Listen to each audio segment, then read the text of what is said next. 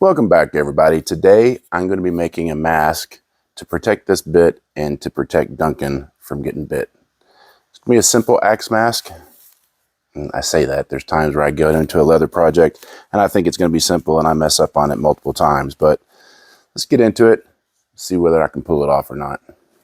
I have already come up with a pattern for this mask and I need to finish cutting everything out. So I've traced out the pattern onto the leather and I'm just cutting the pieces out now. And I leave just a slight bit oversized so I can come back and trim it. I think that helps at the finished product. It saves you time sanding and trimming. So I need a new razor blade. Do that real quick.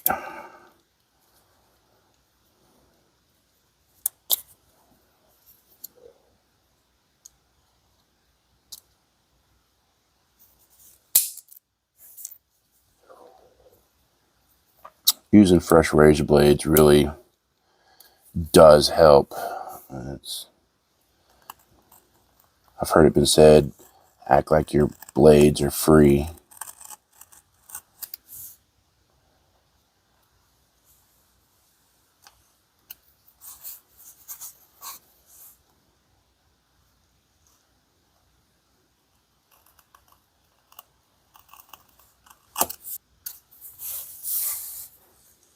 Need to keep that, that's important. Okay, so let's kind of get an idea of where I'm going with this. It's going to be my front portion of the mask. It's going to have, that's the back portion.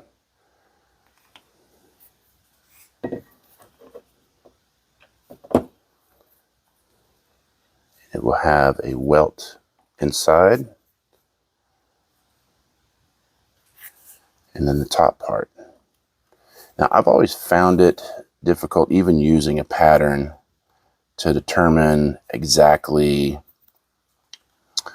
how the leather is going to fold over and look, because the leather is a lot thicker than, you know, your poster board or manila envelopes, whatever you're using. So I leave my fold over portion oversized so that when I do get it in place, I can fold it over and see where it's actually going to be laying and then shape it and design it from there. Finished up, I'm going to come in and carve out a few lines in here to help it fold over easy. And I just use my stitching groover to carve some lines in here. Find my pencil, exactly where this is going to be laying.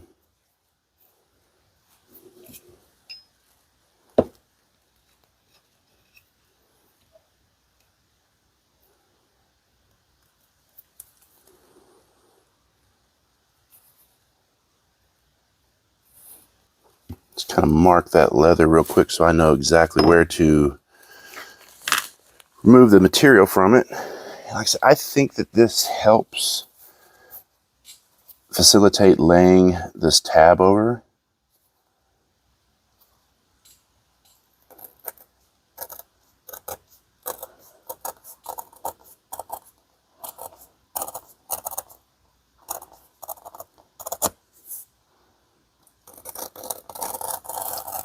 And I don't go all the way through. I just carve it out about a quarter of the way through, maybe close to half the depth, so that it will bend more easily. Come in right above that one and make another.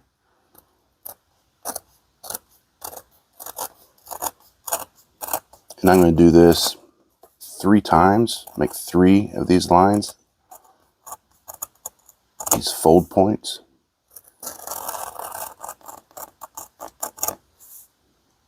I guess you could skive this out, just make it thinner. You know what, let's try that. I've done this multiple times. Let's try skiving this portion out and just seeing how that works. That actually might work really well. Just basically thinning this out so that it lays and folds over easier.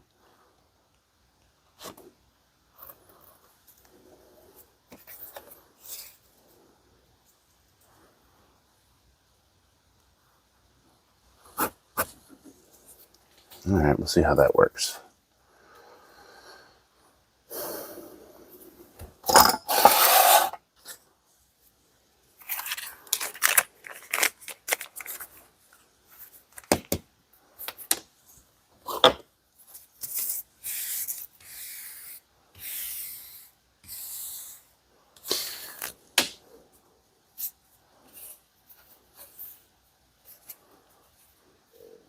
So I know for certain that my welt's going to go right here. So I can go ahead and glue that together. And I'm going to scuff up the back of this. There's many ways to do that. I just have a bristle brush. Just rough up the flesh side, the smooth side. You don't need to do the underside because it's already rough and the glue will adhere to it really well. You can use sandpaper, you can use your awl, you can use your knife, whatever you want to do. Just rough this up, give it some texture. I say this isn't going to be a long video, but it may turn out to be one. There you go. My light just went out. That plug back in. I really need to get some better lighting in here.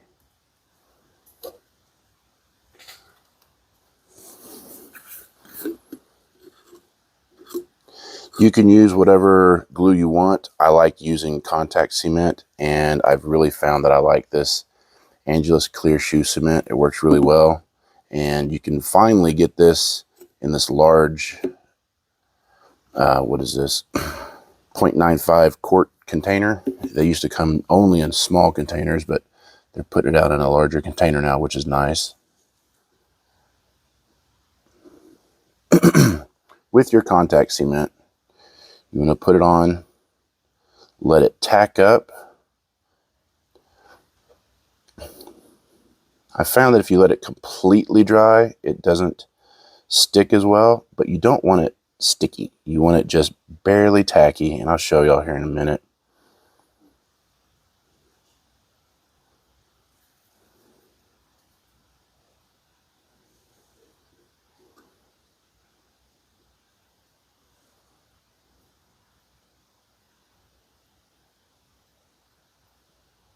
You want to apply it to both surfaces, not only, basically the glue sticks to itself. So I've applied it to that one, now I'm going to apply it to this one.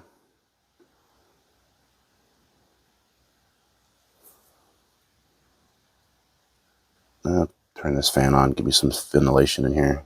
I'm not that guy. I don't want to get all dizzy and messed up on y'all during this project.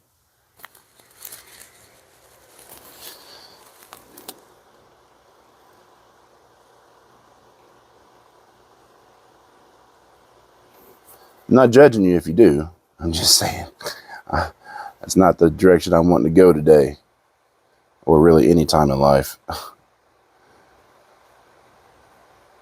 All right, get that glue on there. Make sure it's nice and covered. Everything's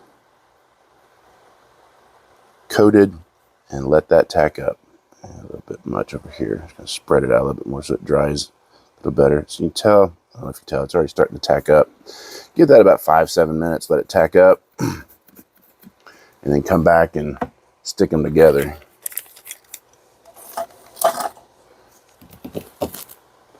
Well, I guess I'll go play with the dog. All right, that glue is, I may have let it dry too much. About to find out. It's past just being tacky. But let's try to put this on where it goes.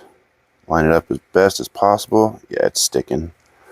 Now, if you needed to reposition this, you could pull this off now and probably not damage the leather. But once you've got it, I mean, it's already stuck down. I could pull it off, but once it's where you want it, you want to get a hammer or something and pound that down and make sure it creates a really good bond with itself.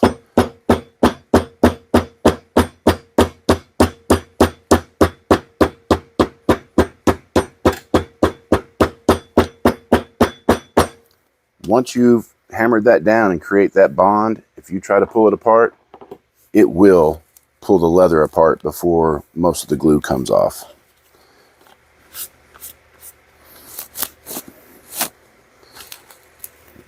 Razor blade and trim that off.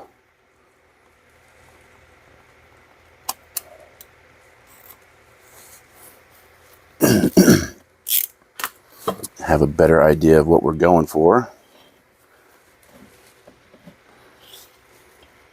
This will fit in here like so.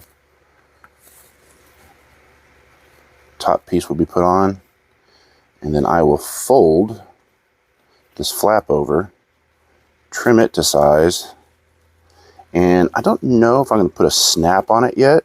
I think I'm going to try to use a post. I like snaps, but they tend to wear out. But I like the way they look better than the post that I'm going to use. And that's only because I don't have the specialty tool that punches a hole and a slit for the post to be going in and out of. So I'm going to go ahead and get this put together, get it trimmed up, and I'll get back to you.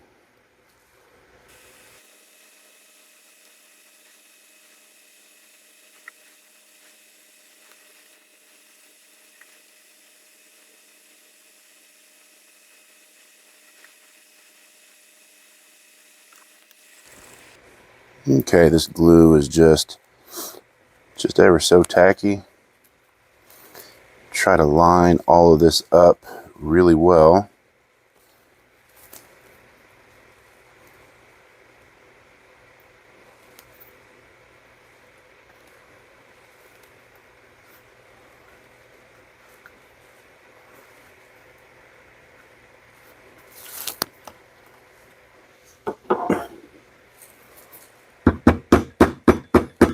And I'm using a very smooth, polished hammer on this because I don't want to leave any marks on the leather.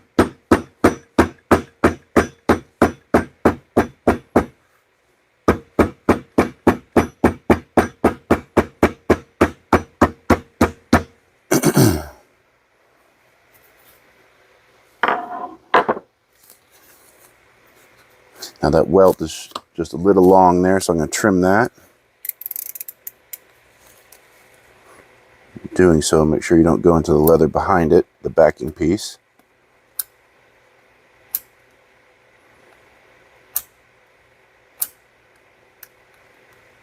Because it's stuck together, there we go. Trim that off.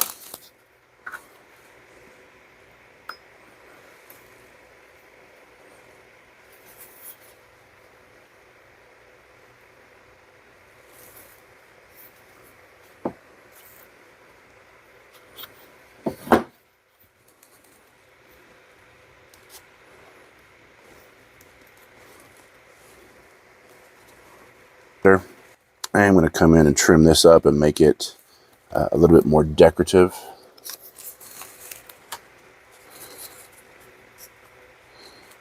Something more along the lines of this. But I needed to find out how exactly it was going to lay on the bit so that I knew for sure where I needed to trim it up and mark it.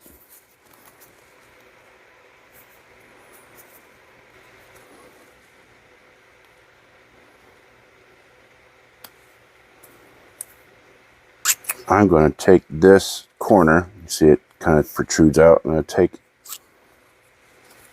actually let me see how it folds over, what it looks like over here.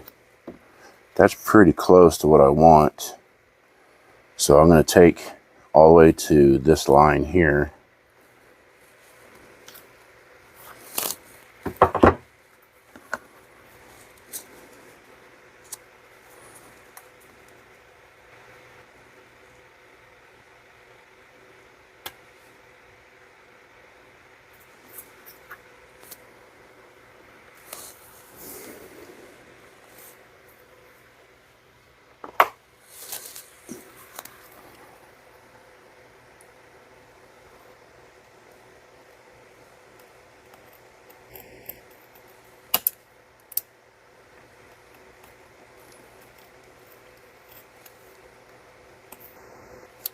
And you don't have to try to muscle through that. You can make multiple passes on it to make it look nice.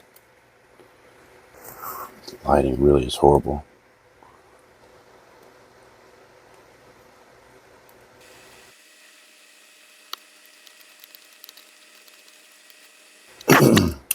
And I got ahead of myself.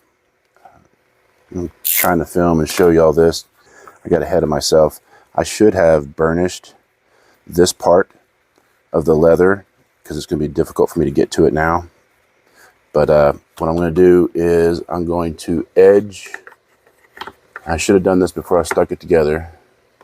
Bevel those edges, and then I'm going to burnish them. So I should have done that before I glued this together. It would have been a lot easier for me to burnish it.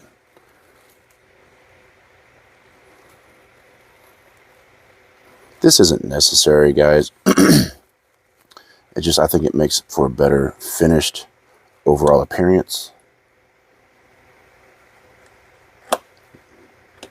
And I'm not going to worry about this portion because I'm going to trim this, trim it and sand it, and then after I trim it and sand it, I will burnish those edges. Bevel and burnish them.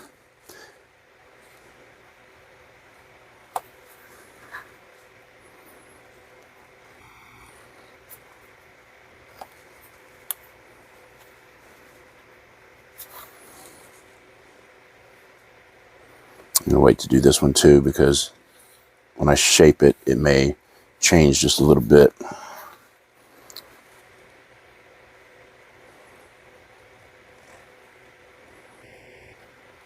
Yeah, this would have been a lot easier to do if I was thinking before I glued it together and could have laid everything flat.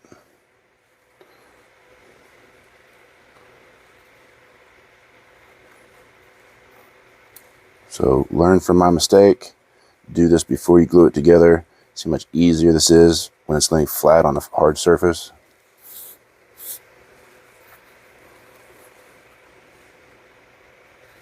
Okay, so these edges will be done after I sand and shape them, and these have been done now.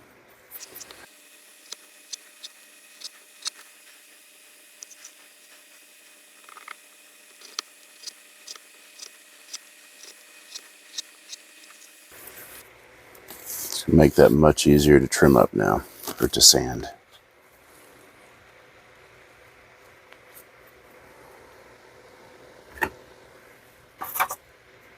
I've just got some sanding blocks with sandpaper on it. I need to go ahead and replace this sandpaper, but I will just come in, sand these edges smooth where they're all flush, and then we'll be good to go to start burnishing. Okay, I've sanded these edges. Now I need to come in and bevel them. After I bevel them, I will burnish them. Give it a nice finished look to it.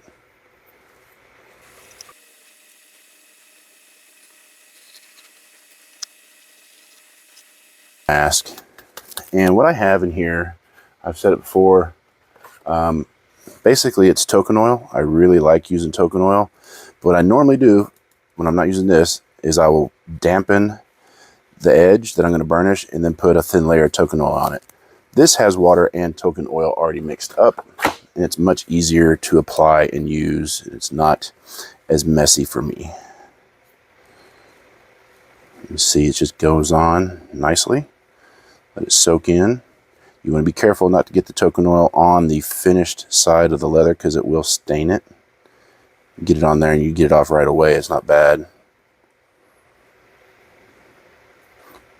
It's just in a little squeeze bottle. Just kind of dampen it out and apply it.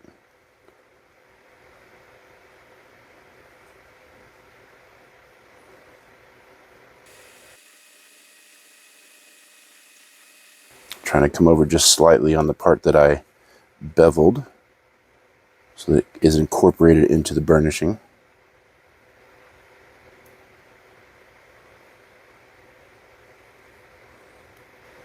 You don't want it saturated, but you want it a good coat on it.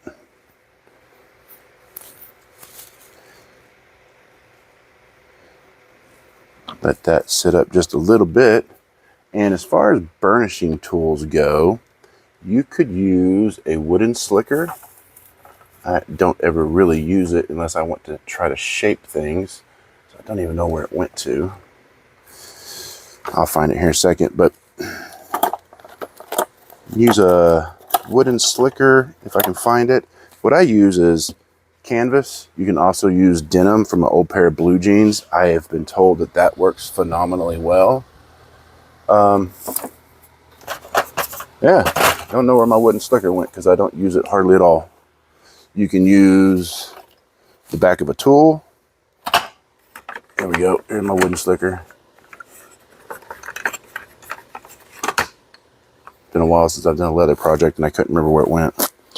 You can burnish the edges with this, but I only do that when I want to really try to shape something. So the largest groove on this is not even big enough to burnish the welt on here. So I really like using the canvas. And it's not a whole lot of pressure. It's just friction.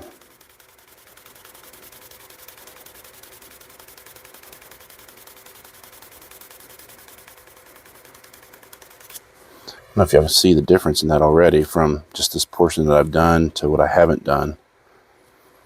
So I'm going to do this process maybe 2 or 3 times. I'm going to burnish it, come back and lightly sand it, reapply the token oil, burnish again. I'm going to do that 3 times and then I'll show y'all where I'm at.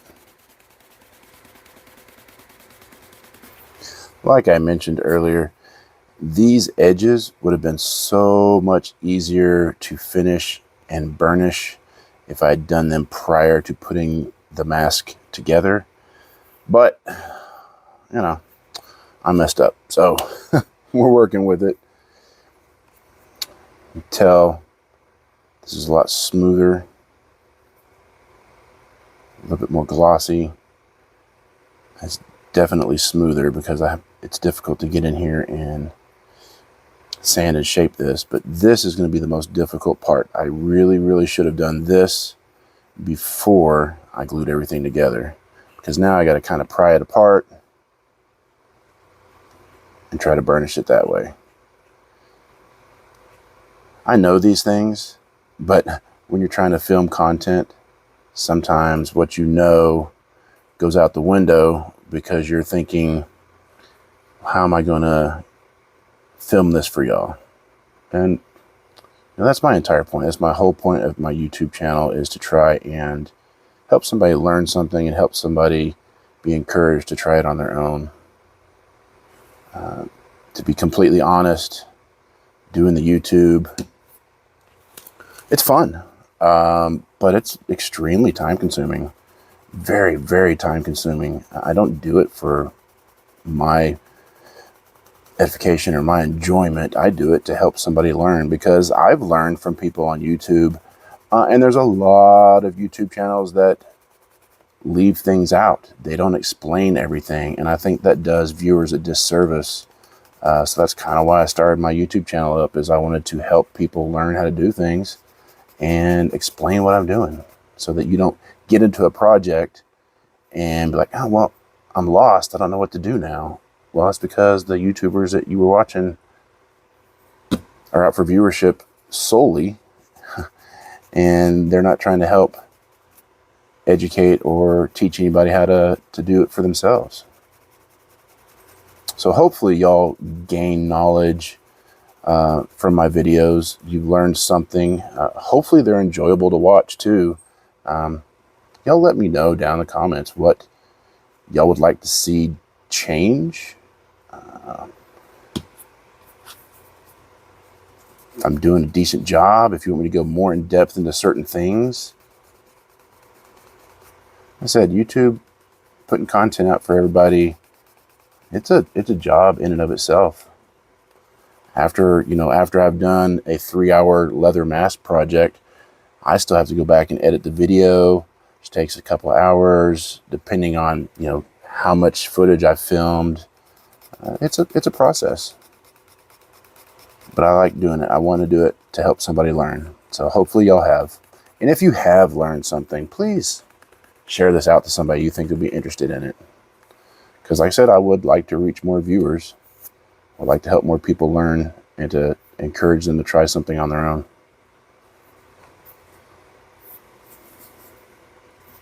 All right, I think I'm just about done burnishing this. I'm going to give it a couple more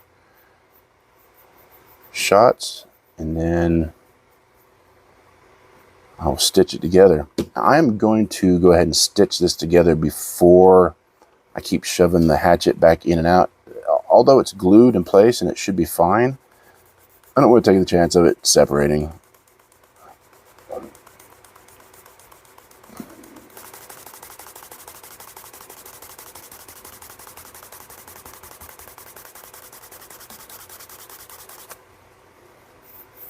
Just a nice protected edge, nothing too fancy. I think that'll work. Now I get my dividers. That's not them. Oh, dropping stuff. Get my dividers, and usually I go about a quarter inch for my stitch line. I'm just going to double check and make sure that I left enough welt for that. And looks like I did, just barely. I'm going to lay out my stitching mark.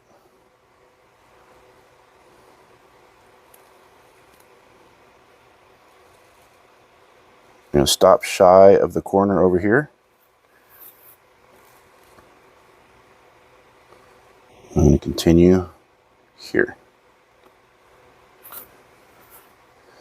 Now, one other thing you can do that a lot of people do is they will take their groover and they will groove that out so that the stitches actually lay down inside of it.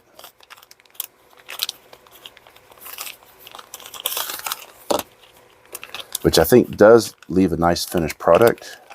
It's just, I don't know, this stitching through this much leather has always been a challenge for me. My stitching chisels will not go through that much leather, just absolutely will not. So once I get them laid out, I have to use a Dremel drill, and I drill the holes out. I'll start them with the stitching chisel, which I'll show you here in a minute, and then I will drill them to completion.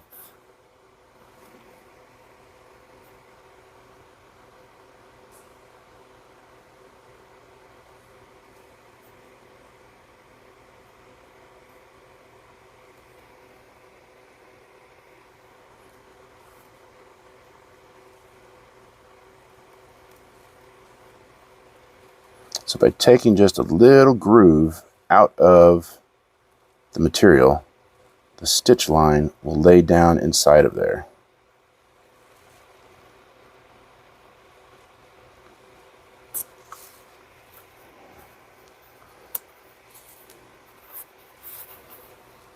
Come back over here, match that up. Ooh, be careful.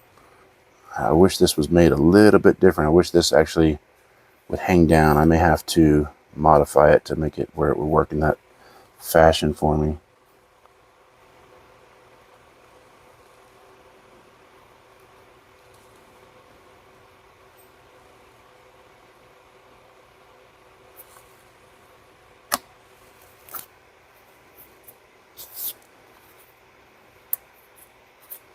All right. Now, the trickiest part for me is lining up the grooves on the back side.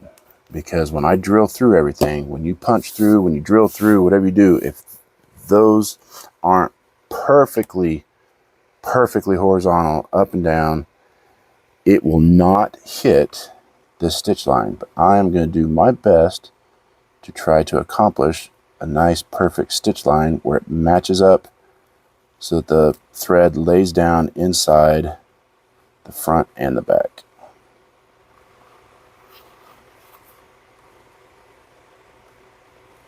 And I know that my spacing should be good because I've got this set to the same distance as I did on the front.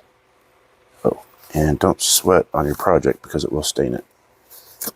Getting hot here in Texas.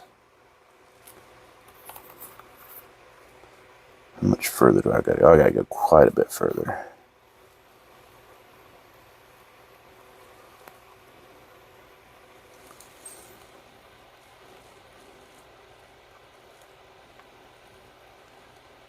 A little bit more. Hopefully my head's not in the way. Right there. All right, I'm gonna get those marked out, show you what I'm using. I love these stitching chisels. I have them in multiple different tooth sizes. And the reason for that, and I'll go into a more in-depth stitching video on my next leather project, but for straight lines, you want to use as many teeth as possible. For curves, which this whole side will have to be a curved piece, I will start my stitches off with one tooth hanging off the edge, and then mark that, and I'll come back, lay that tooth in the last hole I made, and mark it, and I'm just going to follow that all the way around, just marking where my stitches are going to go. And they've got stitching wheels. You could get a fork, get creative, and just mark out what you're doing, but make sure they're evenly spaced.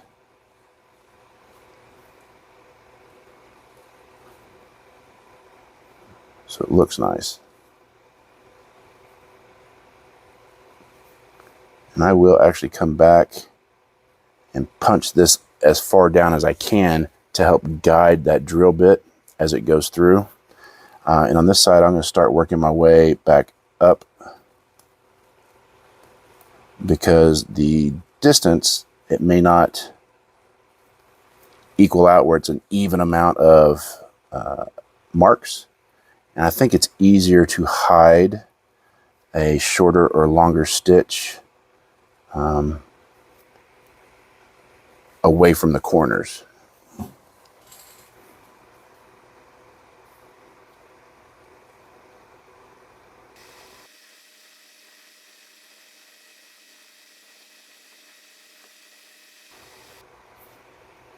Okay, so to show you what I'm talking about, right there, that is just slightly shorter than the regular tooth dimension, but because it's in the middle of a string, I think it's easier to hide the fact that it's not the exact same spacing. I'm going to start over here, start with the mark in that corner, make my mark, and then work my way back down.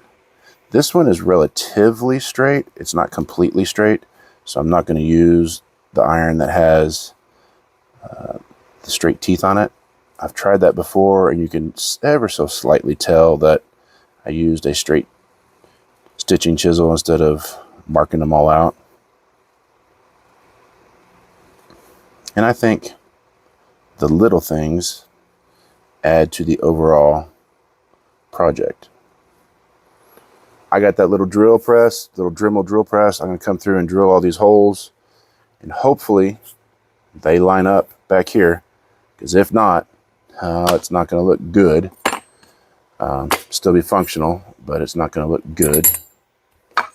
Get that done, and then we'll start hand stitching this.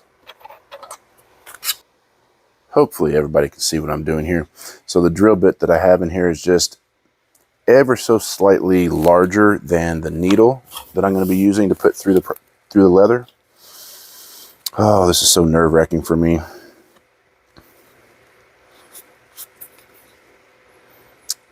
Well, I'm here. Let's go ahead and do it.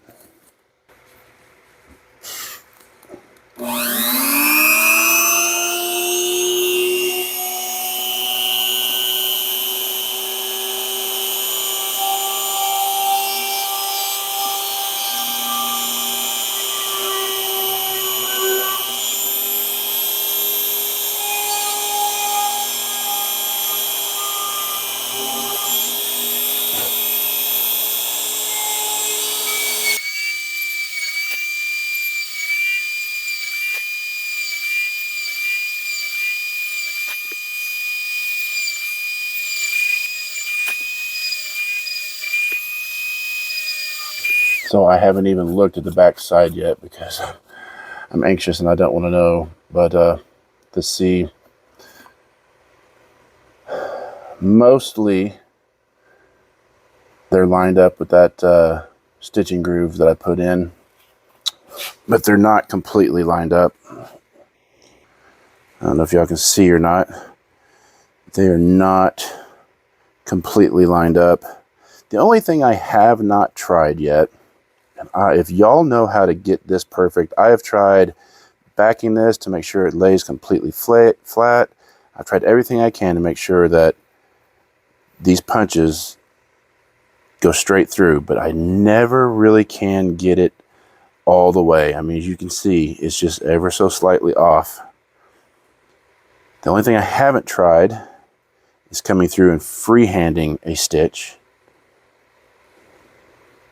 I've left the back side without a stitching groove, and it looks okay, but I just don't think it matches the front when I put a stitching groove in it. So if y'all know what I'm doing wrong, or you can help me figure this out, please let me know. So I hope with me trying these new camera angles, y'all can see what I'm doing. You know, in the past, I've tried my hardest to zoom in on stuff and whatnot, but hopefully this is working out.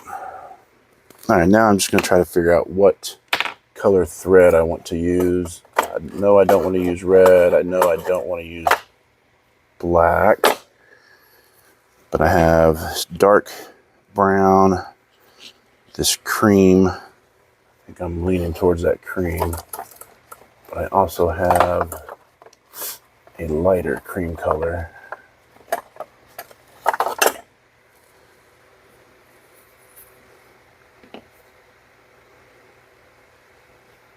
I honestly think that either the dark brown or the darker cream will look good.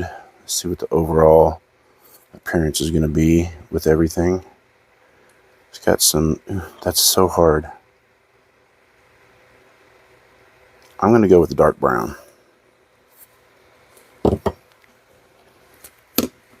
So for my needles, I have tried cheaper needles online, but these John James needles are fantastic. These are a 004 needle.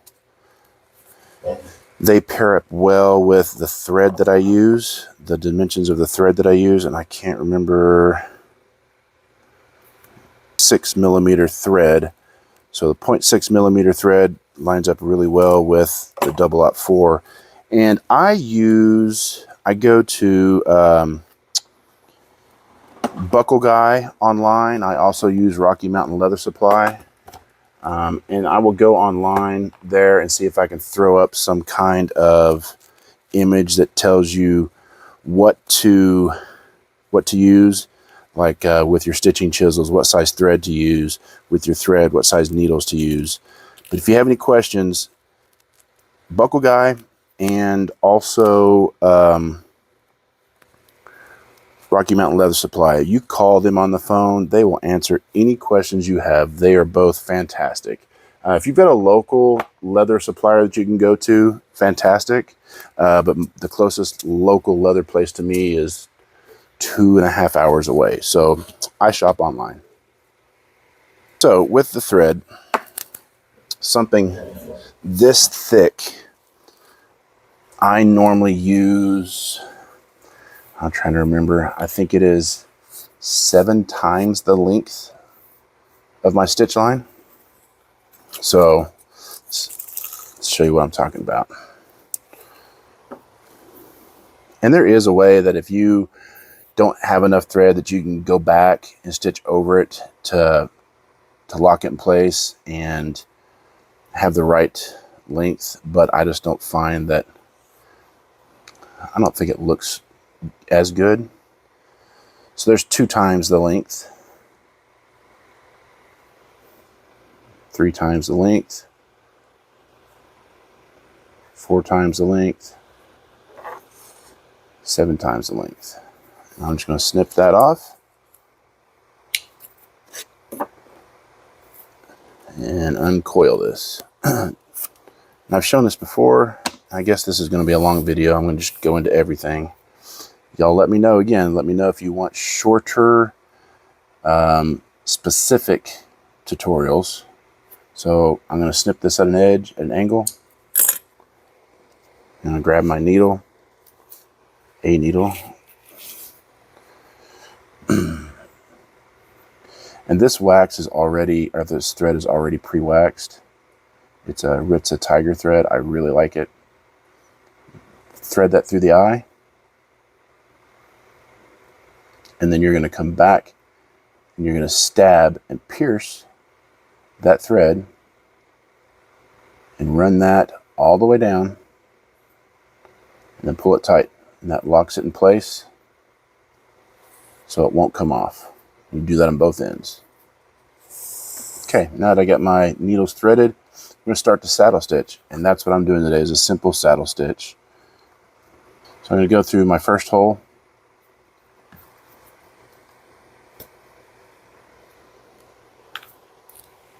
Then I'm going to go through my second hole. Now I'm going to make sure both of these are equal length. Just hold those down and pull it tight. And my first couple of stitches, I double them up, one for strength and one for aesthetics, because at the end I do a back stitch and that helps lock everything in place.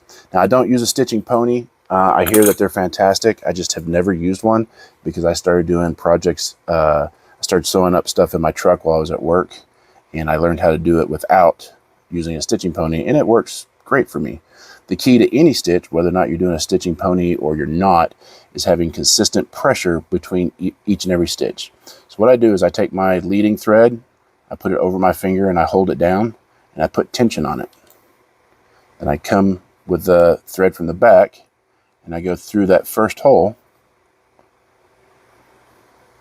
grab some needle nose, and I'll pull that through.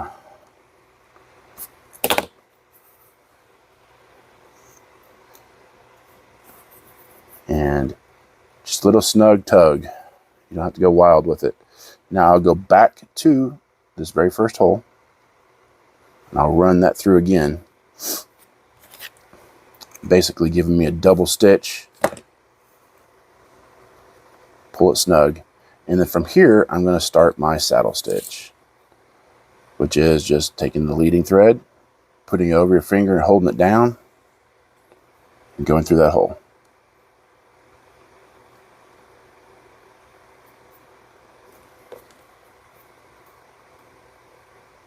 Even though that bit is slightly larger than the needle that I'm using, the leather does kind of close around behind it.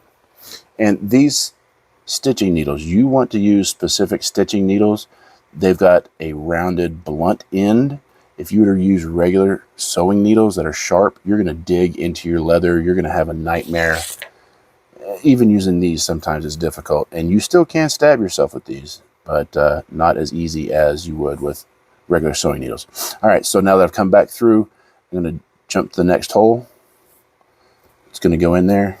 I'm going to pull that snug. I'm going to lay that over my finger.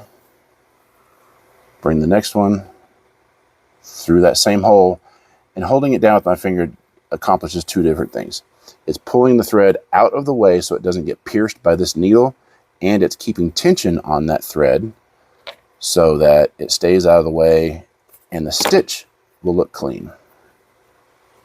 Pull it through, give it a little tug, and making sure try not to tug more or less, because again, the consistency of the pressure that you put on your thread while coming through with your stitch will make or break what your stitch looks like, because it'll be tight and loose, tight and loose.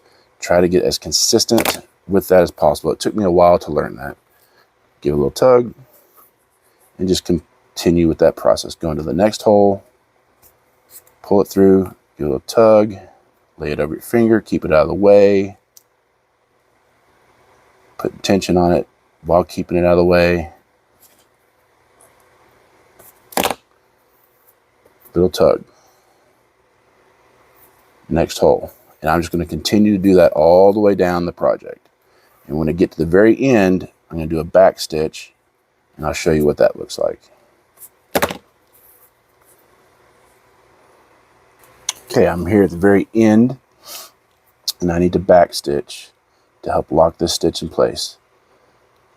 And it's kind of difficult to get the needle through there when there's already thread, because it takes up all the space in that hole.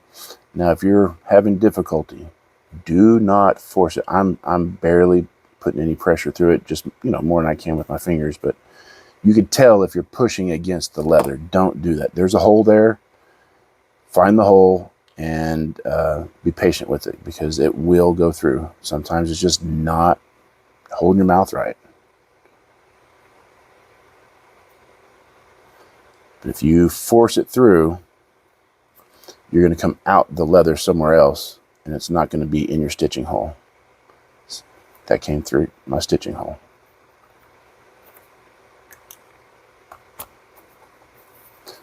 One more time.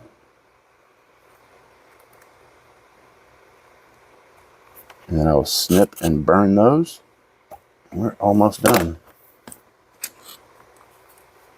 And leave just a little bit, not much. I don't know if y'all can see, I left just a little bit there. Burn those ends. And there's other ways to do this too. You could stick them back into the leather and glue them in, but not really worried about it on this. Now, before we move away from stitching, now that we got it stitched, you would have come back with your hammer, the same smooth hammer. You don't want to mark up your leather, and you want to tap that stitching down.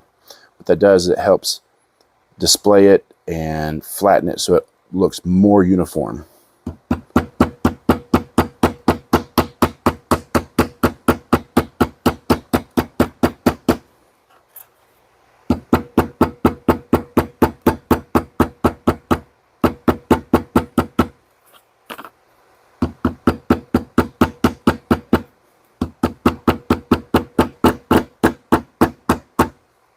All right, I'm gonna give this a coating of neat's foot oil, and then we are gonna put the fastener on and we'll be done. Before I get to the neat's foot oil, one thing I want to do is I'm going to come in with a bone folder, and I go up against the welt to make sure there's no, and that's good. Sometimes there's extra glue sticking and you need to separate it, but this is good. Just double check. Always do that with pockets on wallets.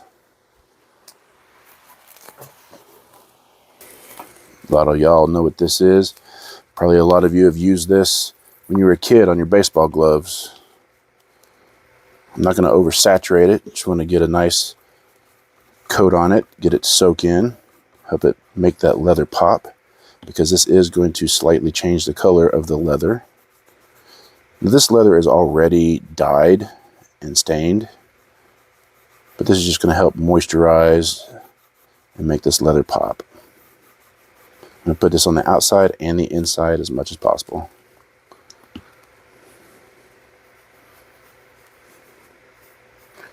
Get some of this off the desk. I'll wipe that down with alcohol here in a minute to get that off of there so it doesn't stain anything else in the future. All right, now let that soak in. And then we are going to fit this and put the closure on it. And that's going to look really cool.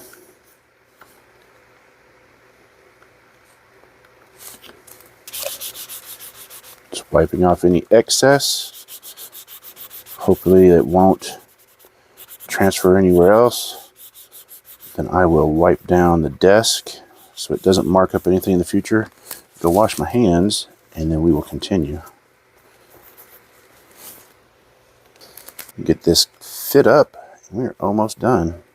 Make sure that that is nice and snug in there. I'm going to bring this flap over, and then I'm going to mark it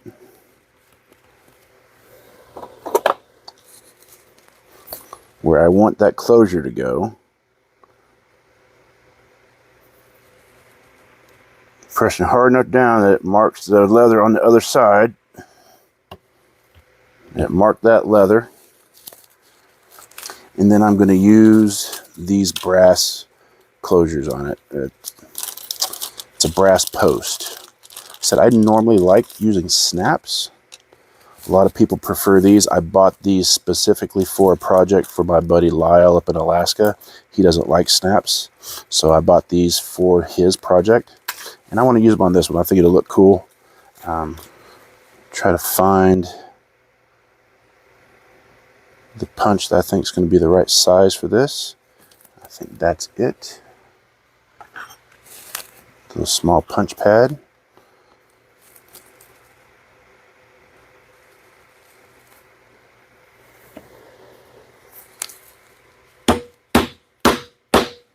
Get a couple of whacks. That hole is punched.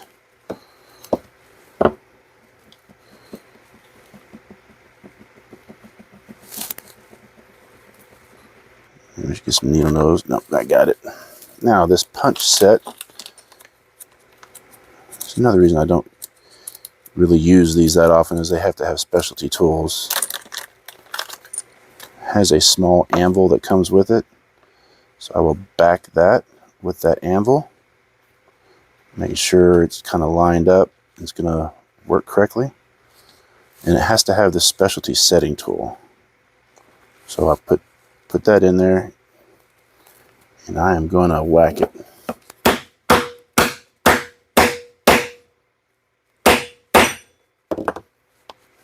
There it is. That should be set. Now all I have to do is punch this hole to find the appropriate punch that I think is going to allow that bead to go through. I'm going to try that one. All right. Backing this again. Trying to move this leather out of here so maybe I can see down through the hole so I know that I'm lined up on top of it.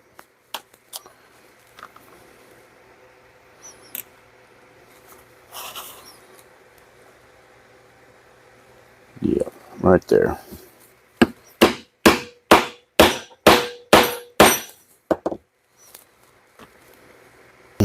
Come on, Joker.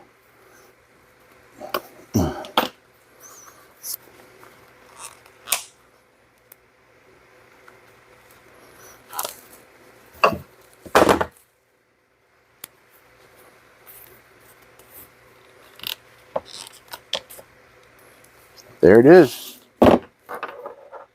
She's done. I got to get it mailed out to him now. Yeah. You like that, buddy? What do you think about it? Did it turn out okay?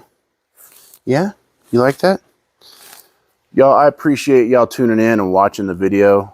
I put these out there for y'all. I want y'all to learn something, and I hope to help. So if you know of any way to make part of these processes easier for me, please chime in and let us know. Till next time, get out there, save something from being forgotten, and live a big life. You ready to get down, buddy? You ready to get down? You want to go outside? Oh, yeah, you do. You just go outside, buddy. Oh, he's so cute.